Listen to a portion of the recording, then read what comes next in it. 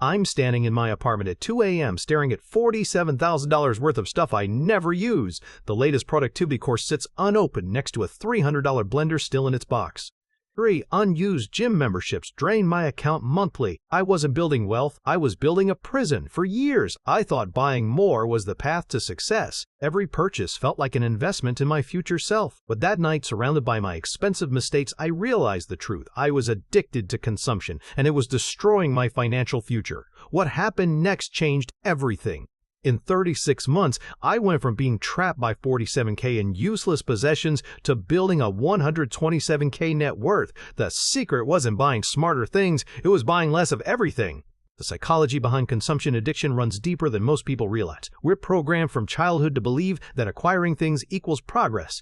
Better car means better life. Expensive clothes mean success. Premium everything means you've made it. I fell into this trap completely. My personal spending audit revealed the shocking truth. $47,000 spent on what I called investments that were actually financial liabilities. The $2,000 camera equipment for a photography hobby I abandoned after 2 weeks. The $500 worth of supplements that expired unused. The premium software subscriptions for skills I never developed. Each purchase followed the same dopamine cycle. I'd identify a problem in my life, research the perfect solution to buy, experience a temporary high from the purchase, then feel guilt when the item sat unused. But instead of learning from this pattern, I'd repeat it with the next problem. Consumer culture programs us to solve every issue through acquisition. Feeling unproductive? Buy a productivity course. Want to get fit? Purchase expensive equipment. Feeling unsuccessful? Upgrade your lifestyle. The message is constant. Your problems exist because you don't own the right things yet. This creates a dangerous identity crisis where your possessions define your worth.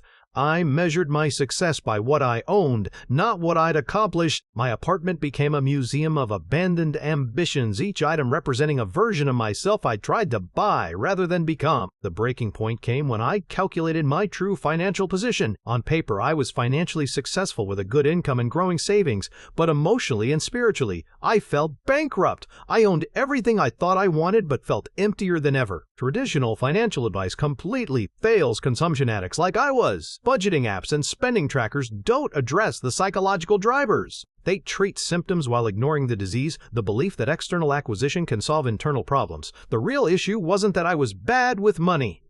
I was using money as a drug to avoid confronting the deeper work of actual transformation. Every purchase was an attempt to shortcut the difficult process of building real skills, habits, and character. The counterintuitive truth hit me like a freight train. Wealth doesn't come from what you buy, it comes from what you don't buy.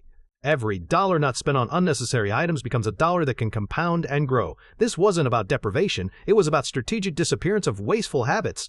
I started with a 90-day consumption detox. The rules were simple: no purchases except absolute necessities like food, utilities, and transportation. No exceptions, no loopholes, no, but this is different. Rationalizations. The first week was brutal. I reached for my phone to buy things I didn't even need at least 20 times a day.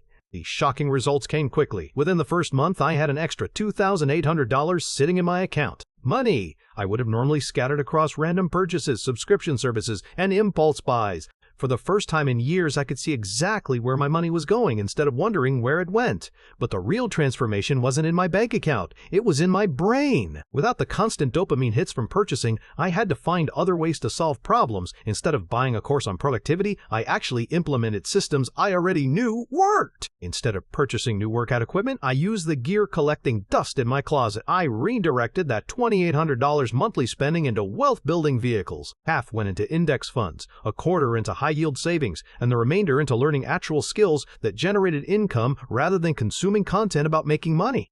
The compound effect was immediate and dramatic. The compound effect of subtraction became my secret weapon.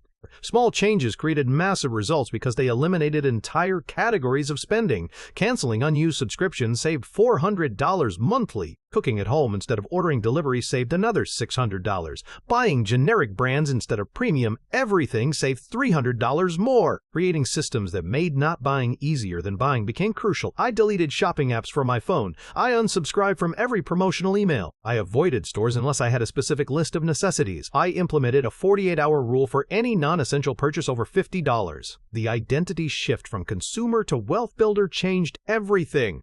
Instead of asking, "What can I buy to solve this?" this. I started asking, what can I eliminate to improve this? Instead of measuring success by what I owned, I measured it by what I'd built and achieved. Your environment determines your financial future more than willpower ever will. I redesigned my physical and digital spaces to support wealth building rather than consumption. My apartment became a place for creation and growth, not storage for unused purchases. My phone became a tool for learning and earning, not shopping and spending. The psychological freedom was intoxicating.